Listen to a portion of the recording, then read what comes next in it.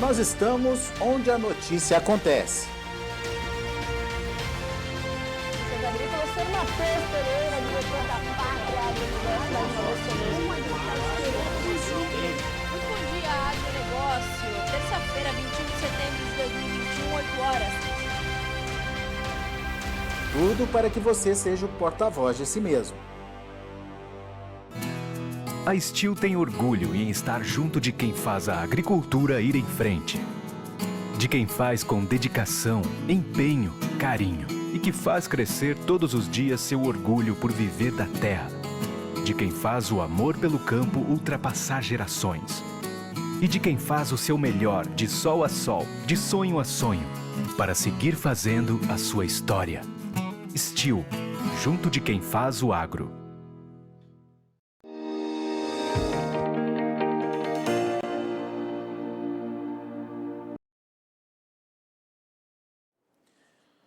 Olá, amigos do Notícias Agrícolas, no ar nosso boletim. Você que nos acompanha sabe que nos últimos anos a gente sempre tem trazido aí informações do censo de confinamento. Esse censo elaborado pela DSM é um censo tradicional, já que traz números importantes de confinamentos bovino, principalmente para o mercado. Esse ano não é diferente, mas a gente resolveu antecipar a nossa conversa com o pessoal da DSM, principalmente para entender, né, o que está acontecendo com o confinamento nesse momento e, mais do que isso, um possível impacto desses últimos casos aí atípicos, vale ressaltar, de EEB que a gente teve no Brasil. Para conversar um pouquinho sobre esses números e as possibilidades aí de confinamentos no Brasil, nosso convidado é o Marcos Baruzelli, o gerente da área de confinamento lá da DSM, está aqui com a gente já no vídeo. Seja bem-vindo, meu caro. Obrigado mais uma vez por estar aqui com a gente. Eu sei, viu, Marcos, que a DSM ainda não concluiu o censo desse ano, mas está em vias de, não estou te pedindo spoiler, mas pelo menos nos ajude a entender, Marcos, o que esperar para esse ano em termos de confinamento e se, de fato, essa questão da EEB, né, a vaca louca típica, aí, teve algum impacto ou pode trazer algum impacto aí para os confinadores. Seja bem-vindo, meu caro. Muito obrigado, parabéns pelo programa, uma satisfação estar aqui com vocês. Realmente o confinador brasileiro está tendo, né, um ano de grandes desafios no ano de 2021 aqui no Brasil. Os maiores desafios que o confinador está enfrentando, né, além do custo mais elevado do garrote, do boi magro, do bezerro de reposição, é também o aumento do custo da dieta, da ração animal. A ração animal ela sofreu um impacto expressivo em seu aumento de custo, basicamente devido ao aumento do preço do milho, né? O milho subiu de forma expressiva de preço no Brasil. Para você ter uma ideia, custava R$ 45,00 a saca de milho de 60 quilos, e hoje ela está aí acima de R$ 90,00 a mesma saca de milho de 60 quilos, chegou a passar de R$ 100,00 a saca de milho em algumas praças do Brasil.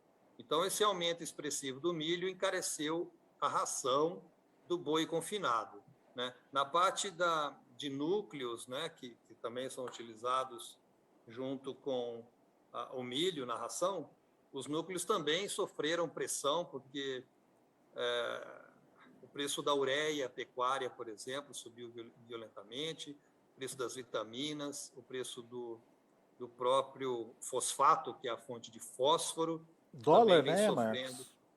Dólar, né? Dólar alto, né? São muitas matérias-primas dolarizadas, né? Então, tudo isso encareceu, sim, o custo da ração. E a gente está vivendo um momento de custo alto do confinamento. A vantagem é que a arroba também valorizou, está acima de R$300. Mas, como você mencionou, aí veio o mal da vaca louca, né? Essa arroba que estava em 330, hoje está na casa dos 300. E isso, claro, diminui a margem de lucro do confinador. mas não muda a perspectiva de confinamento do Brasil?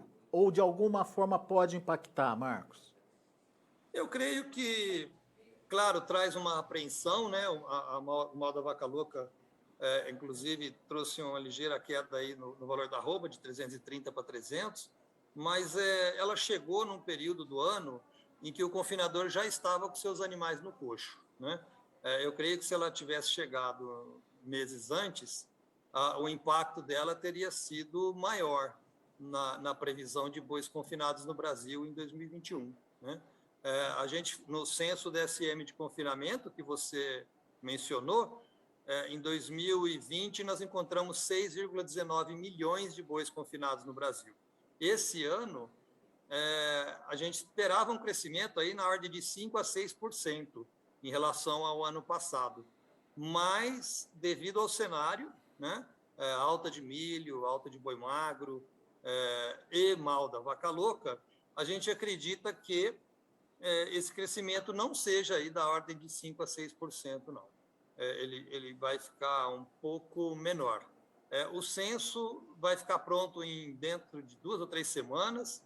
A gente pode estar voltando a conversar para eu te apresentar ele na íntegra, né? É um censo bastante completo, ele avalia todos os estados do Brasil, e a minha expectativa é que ainda haja crescimento, sabe?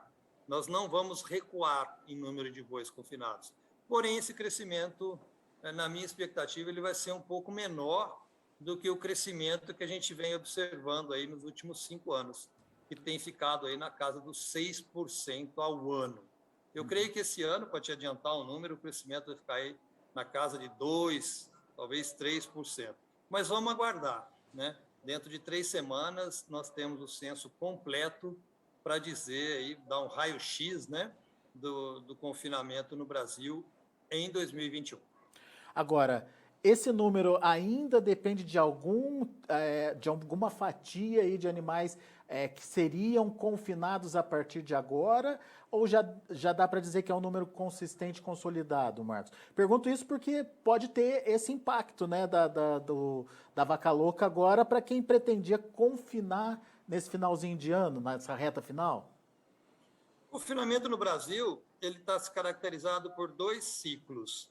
A gente chama de primeiro ciclo e segundo ciclo. O primeiro ciclo normalmente é maio, junho e julho, ou julho, agosto e setembro, né? E o segundo ciclo seria agosto, setembro, outubro, ou setembro, outubro e novembro, né? Esses períodos são os períodos de maior número de bois confinados. Lembrando que o confinamento ele é de 90 dias, mais ou menos, no Brasil, né? 96 dias, em média, é o período de confinamento no boi, para a engorda do boi no Brasil. Essa é a característica do confinamento brasileiro. E eu creio que, como nós já estamos em outubro, praticamente em outubro, o impacto da vaca louca não foi tão grande assim, né? Na intenção de confinar. E a partir de outubro, novembro e dezembro, não há grandes números de animais confinados no Brasil. O confinamento ele é bem sazonal mesmo, é bem característico, né? De época da seca, quando falta pasto verde, né? E o Brasil enfrentou uma seca muito severa esse ano passado também. Então, esses são os períodos de tirar o boi do pasto e trazer para o confinamento. Agora entramos na primavera, né? Em outubro, novembro, dezembro, costuma chover mais, então os pecuaristas mantêm os animais a pasto e os confinamentos tendem a ficar vazios ou com menos animais nas baias de confinamento. Isso é bem clássico, se repete todos os anos, né? Mostrando que é uma atividade bem sazonal mesmo. Perfeito. Ficou claro para a gente que não vai ter impacto no volume de animais a serem confinados em 2021, mas trouxe um efeito colateral que a gente já detectou aqui a partir de entrevistas com pecuaristas, que foi o atraso da entrega dos animais e, consequentemente, uma permanência maior. Você mesmo lembrou aí que a gente tradicionalmente tem no Brasil 90 dias de confinamento, 96 de média. E Sim, esse sim. prazo está aumentando, Marcos. Nos ajude a entender o impacto disso para o produtor e se ele pode fazer alguma coisa para minimizar possíveis prejuízos. Alguns produtores estão mantendo seus animais uns dias a mais no confinamento. Então, ao invés de confinar 90 dias, por exemplo, ele vai confinar 100 ou 110 dias, né? Ele está aumentando o prazo os dias de confinamento. Por que que ele faz isso, né? Ele está na expectativa de que a arroba bovina volte a subir, e o animal dele, que está aí praticamente pronto já para o abate, né? Ele acaba prolongando um pouquinho mais o confinamento, na expectativa de que a China reabra a compra de carne bovina brasileira, né? Que o mal da vaca louca, aí, o Ministério da Agricultura já se posicionou, já explicou para a China que foi um caso atípico, e diante desse cenário, a China pode voltar a comprar e a arroba pode voltar aos patamares que estava, né, R$ 330. Então, alguns confinadores acreditam que isso possa acontecer, então eles estão, sim, prolongando aí 10, 15 ou 20 dias a mais de coxo, na expectativa de que a arroba bovina se valorize mais e na expectativa também, claro, de obter uma receita maior com o confinamento de bovino de corte. Mas, na sua opinião, é uma estratégia de desespero, porque não tem certeza nenhuma, né, da volta da China, ou até a China pode até voltar, mas não tem certeza nenhuma de um retorno dos preços aos 330, né, Marcos? E diante disso, ele precisa tomar algumas atitudes, ou tem o que fazer para justamente minimizar prejuízos? O boi confinado, a gente faz um paralelo, é igual à avicultura de corte, né? Tem uma precisão muito grande, então tem dia de entrar e dia de sair, né? É claro que aumentar 10% aí os dias, no caso do bovino confinado, não é de tudo um desastre. Claro também que a cada dia a mais a eficiência alimentar diminui, o ganho vai diminuindo, porque o animal já está gordo, né? Não tem muito mais como colocar massa muscular e gordura num animal que já está com score corporal elevado, né? O animal já engordou, né? Já ficou 90 dias no coxo, já está pronto para o abate. Mas 10 dias a mais, alguns confinamentos reduzem um pouco a quantidade de energia da ração, né? Faz uma ração ligeiramente mais barata para poder ficar 10 dias a mais, na expectativa de que a arroba reaja, tá? Então, alguns confinamentos estão, sim, fazendo essa prática. Mas também não dá para aguentar aí muito tempo a mais, sabe? Nós não podemos, por exemplo, dobrar o tempo de confinamento, sair de 90 para 180. Não, isso em termos de eficiência biológica é muito ruim, né? Aumenta os custos demais e a arroba produzida acaba ficando muito cara. Mas eu diria que uma semana ou duas aí, alguns confinadores estão apostando na reação da arroba bovina e estão prolongando ligeiramente aí o abate de seus animais. E qual que é a expectativa de vocês aí? A nossa expectativa é de que a pecuária tem que se profissionalizar cada vez mais, né? O pecuarista precisa, sim, fazer contas cada vez mais, ter uma gestão eficiente do seu negócio cada vez mais. O confinador, ele já tem esse perfil, né? Ele é um gestor da sua atividade. Confinamentos são sistemas de produção muito bem gerenciados, né? Tanto do ponto de vista zootécnico quanto econômico. E ele sabe muito bem o tamanho do custo, né, e a receita que ele vai obter. Então, ele precisa estar de olho no seu ponto de equilíbrio aí, até quando que ele pode avançar, né, e qual o ponto de equilíbrio que é o dia certo dele mandar esses animais para o frigorífico. Tá? Não dá para esticar muito. A gente sabe que se esticar muito, a corda arrebenta. Então, mas ao mesmo tempo, a expectativa de alta aí existe, sim, né? Caso a China retomar as compras, a gente imediatamente vai aquecer a arroba internamente aqui, porque a China é um grande comprador de carne bovina do Brasil.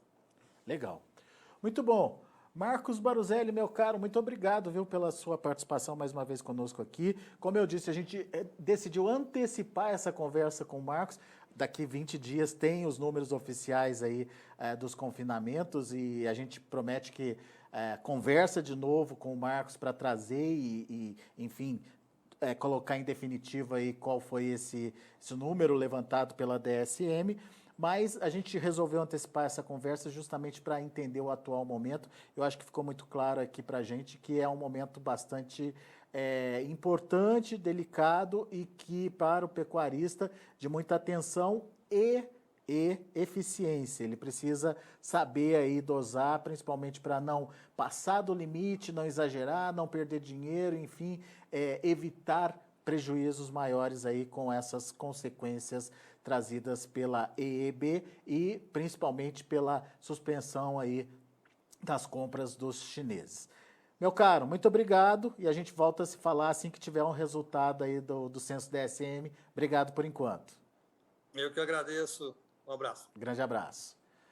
Tá aí, então, a situação do momento. A gente agradece muito ao pessoal da DSM por nos ajudar a entender. E vamos ver os preços, vamos ver como estão as negociações lá na B3. Mercado sem indicação, por enquanto, de reação de preços. Pelo contrário, a pressão continua por lá. Setembro, R$ 299,00, caindo 0,83%. Outubro, R$ 294,00, caindo 1,18%. Novembro, R$ 301,00, queda de 1,51%. E o dezembro, R$ 307,95, caindo 1,08%. Caindo, portanto, de forma significativa, mais de 1% nos principais vencimentos, principalmente do último trimestre. E o indicador CPEA fechou o dia de ontem a R$ 294,70, queda de 3,2%. Pressão continua, portanto, sem a participação chinesa no mercado brasileiro. A gente vai ficando por aqui, agradeço a sua atenção, a sua audiência. Na sequência tem João Batista Olive com Tempo e Dinheiro, para que você acompanhe as informações em tempo real.